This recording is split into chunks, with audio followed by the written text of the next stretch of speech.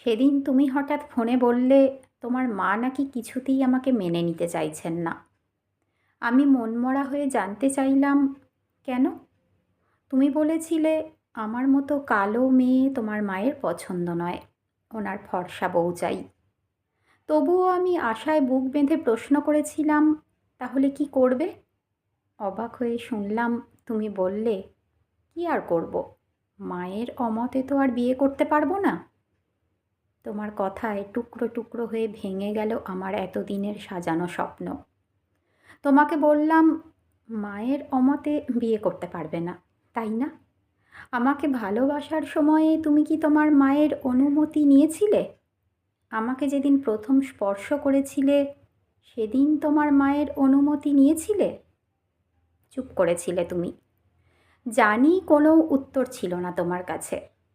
হতাশায় ডুবে গেছিলাম আমি। এরপর কেটে গেছে প্রায় 3টে বছর। একটু একটু করে বিষাদের অতল খাদের অন্ধকার থেকে মাথা তুলেছি আমি।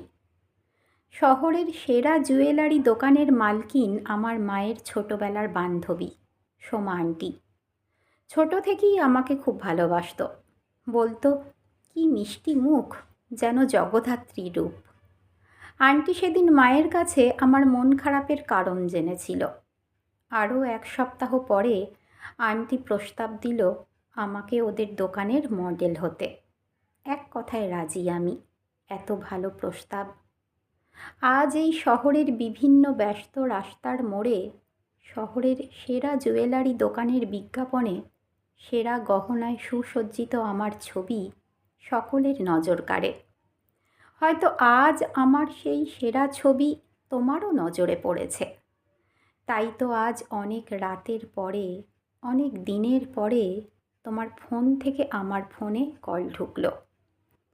বারবার 3বার রিসিভ না করার পরেও চতুর্থবার যখন ফোনটা বেজে উঠল, চোয়াল শক্ত করে বললাম, হ্যালো, কে বলছেন?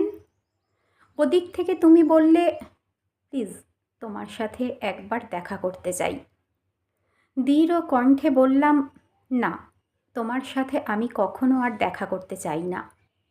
তুমি আজ আমার কাছে সম্পূর্ণ অচেনা একটা মানুষ। কথা শেষ করেই লাইনটা কেটে দিলাম।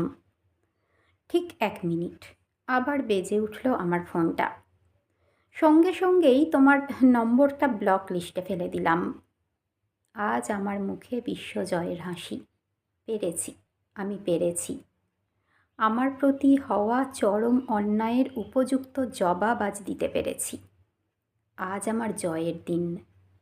প্রত্যেকটা কালো মেয়ের প্রতীক হিসেবে আমি আমার নিজের ধ্বজা তুলেছি। রূপ সৌন্দর্য ফর্সা রঙে নেই, সৌন্দর্য ব্যবহারে, সৌন্দর্য নিজেকে প্রমাণ করায়।